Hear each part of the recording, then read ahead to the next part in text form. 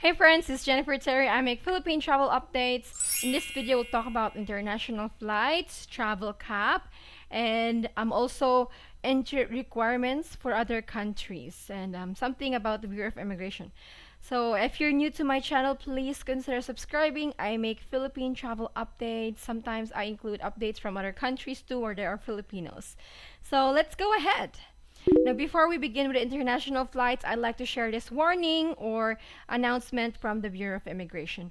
No imposed health insurance brands for Filipino travelers. This is coming from the Bureau of Immigration Commissioner Jaime Morente. So there have been rumors of certain brands being required for Filipino tourists leaving the country. No po, wala pong certain brand na hinihingi ang immigration.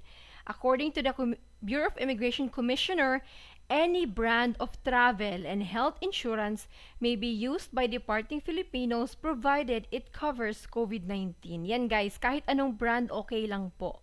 Again, the requirement of having a health and travel insurance that has COVID-19 coverage is only for Filipino tourists. Alright guys ha, walang kahit anong brand ang hinihingi ang immigration. Kahit ano guys, basta included yung COVID-19. Moving forward, we'll talk about arrival caps. So, arrival cap po, it means that limited number of passengers are allowed to land in the Philippines. So, every airport, there's a certain travel cap. Travel cap is the reason why flights are expensive. Travel cap is the reason why it's hard to find a flight to the Philippines. Punuan.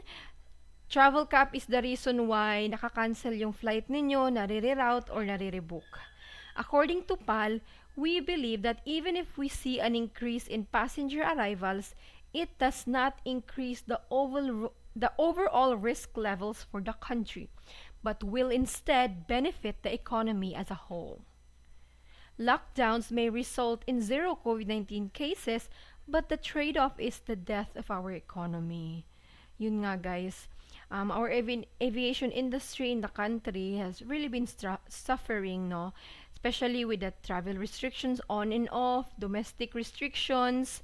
Nahirapan na Philippine Airlines is literally begging the decision makers, the IATF, to change their mind to increase the travel cap. Even the Bureau of Immigration shared that passenger arrivals as of end September fell by 72%. Yan guys, sobrang baba, sobrang konting pasahero lang talaga ang pumapasok sa Pilipinas compared noon before, even if we compare it to other countries. AirAsia is expecting new full recovery of domestic pre-pandemic level in the Philippines will be achieved once we achieve the herd immunity, which is expected mga April or May 2022.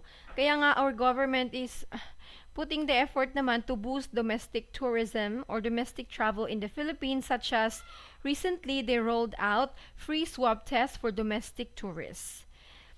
The Tourism Promotion Boards of the Philippines said that the cap sa mga libreng swab test for domestic tourists is 350 daily po.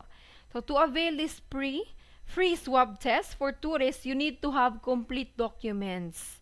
And you need to apply online. So this is the website guys. I want to show it to you. Sa mga interested dyan to avail, tbp.gov.ph. Ilalagay ko itong link sa baba. I'll put the link in the description box. This is how to apply for the free swab test for domestic tourists. So a lot of areas in the Philippines still requires a negative test result, like Boracay. Yan, here in Davao, it's also still a requirement. So if you want to avail 100% subsidy, yan.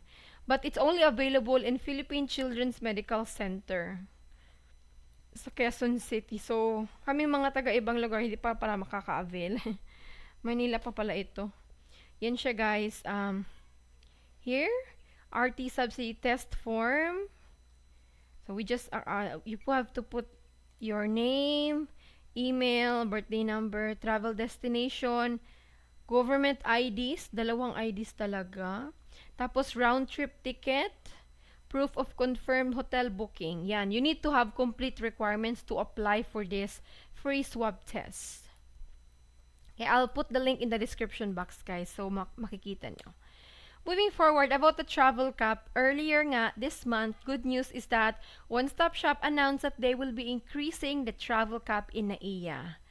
We are planning to hike the cap by another 1,000 to 4,000 later this month, since the turnaround time in quarantine facilities in Manila has been speeding up. Kasi nga shortened quarantine na from 10 days. For the fully vaccinated, it's around 5 to 6 days. For the unvaccinated, 7 to 8 days. So yes, there has been an improvement on the shorter quarantine. So now, with the travel cap increase, guys, for November, NAIA has 4,000 passengers arrival cap.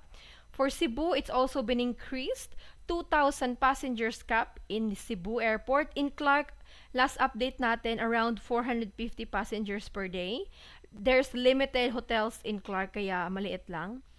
But according to the Presidential Entrepreneurship Joey Concepcion, the 4,000 daily cap for international passenger arrivals is simply far from the 40,000 average pre-pandemic.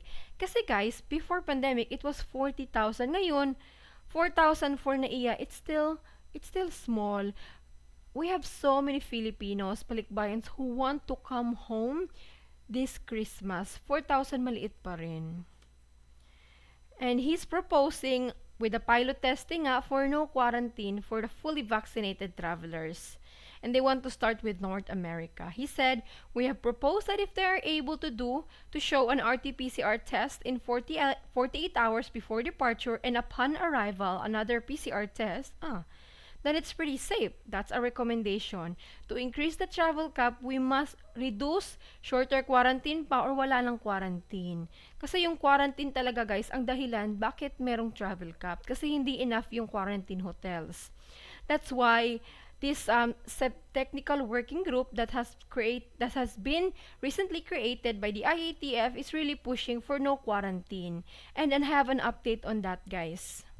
I have an update on that. Remember, I shared this article to you, this Blogspot article that said that there will be no quarantine for the fully vaccinated from the US. I have an update on that. The author replied to my question. Okay, let's see. The source of information is the technical working group of the IATF. Decision on this matter was deferred. Ay, na-delay guys. Pinospone until next week. You cannot find official approval of this recommendation as of yet, as it was not included in the latest IATF resolution. Please contact your airline for latest travel advisory to the Philippines. So yun yung share ng author ng article na ito. Remember, this article said that the pilot testing will start on November 8 for North America and it will be expanded to other countries on November 15.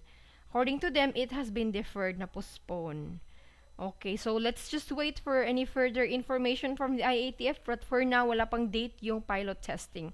But don't worry guys, approve yun because a sub-technical working group was already created. So that is all the update guys, all I can share about international flights. Please take care po, God bless, and stay safe. I'll see you with another video. Bye!